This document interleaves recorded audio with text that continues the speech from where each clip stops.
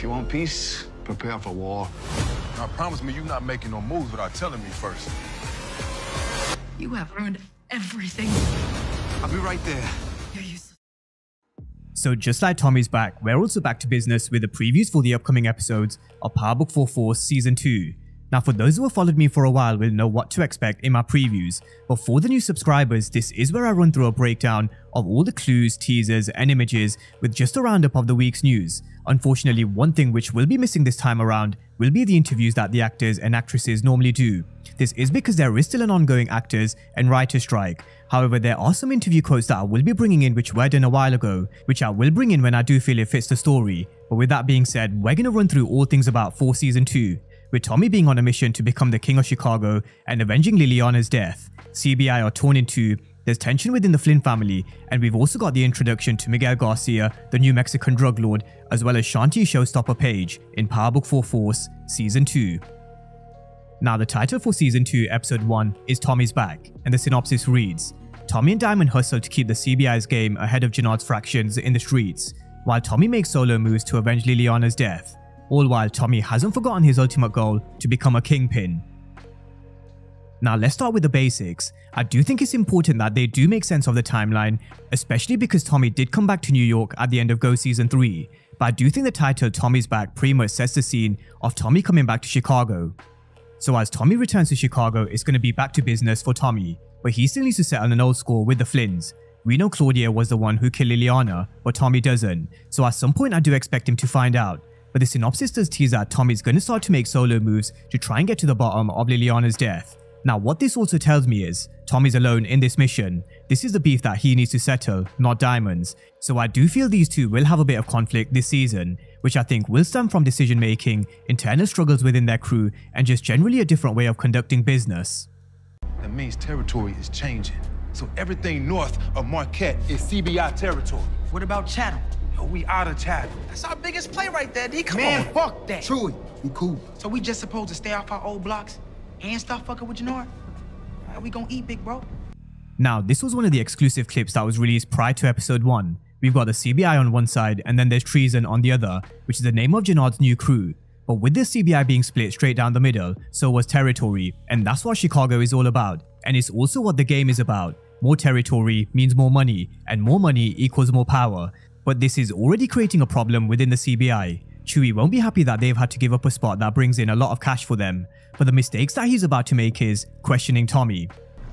Why is this white boy sitting in the dark like Casper the Friendly Ghost? Nah, I ain't no ghost.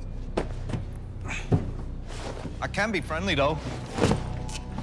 Or I can make your life fucking hell. So I think you already get the sense Chewie is about to be a big problem, and the season synopsis does tease. Tommy does set off a chain reaction, and I think we all know what's in store. Plenty of violence and death.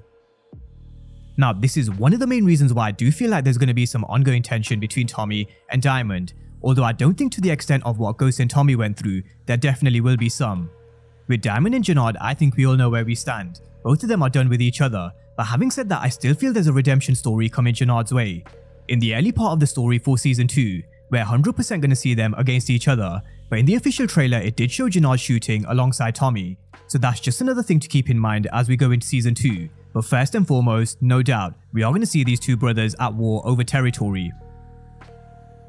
In Season 2, we're going to be introduced to a few new players, Miguel Garcia being the main one. He's a new Mexican drug lord who seems to be supplying both the CBI and Treason, which does make me ask the question, what happens with Dahlia? Jannard was supposed to be in business with Claudia, but I've made no secret in saying I wasn't the biggest fan of this particular drug and storyline. But with Miguel Garcia, it does seem like we're going back to the roots of power. He described himself as being the Spider, which is something I went through in a lot more detail in my Miguel Garcia character breakdown. He's going to be a character who's strategic and has a well-run operation in place, so don't fuck with his money and definitely don't fuck with his family, which is the perfect moment to move on to this.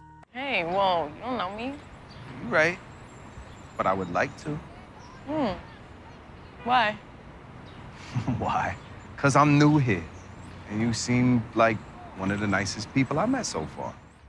Maria Garcia is Miguel's sister, but Tommy will somehow get acquainted, and there will be a fair bit of love in the air. The complication is that Maria is Miguel's sister, who only happens to be Tommy's connect, and we already know from the teasers and trailers, the graveyard is packed full of guys that have made the same mistake. Unfortunately, Miguel has never come across someone like Tommy, but when it comes to Maria, she's a nurse, so maybe they get acquainted at hospital while she's caring for D-Mac. The other questions I have for Maria the deeper we get in season 2 is, will she be a ride or die? But I'm sure that's something we'll be talking about in a lot more detail when the time comes. Now, love isn't just in the air for Tommy, there also seems to be a new love interest for Jenard. Now, I'm intrigued to see how this relationship does play out. She's an ex-professional boxer who runs her own gym. She's said to be fearless and ambitious, a dangerous combination. Now, this is the one character who we haven't seen much of in the teasers or trailers. I did think they would perhaps release a character promo, especially considering she's a new character like Miguel Garcia. But there's not much to go on apart from her character description and the fact she's going to be a love interest for Jenard. So the questions I think we should be asking are very similar to the ones we've asked for Maria and Tommy. Will she be a ride or die? And how does Jay operate with a woman by his side? We all know how Tommy moves because we've seen it in the past, but let's see what Shanti's about, what her motivations are, what makes her tick, and where her loyalties lie.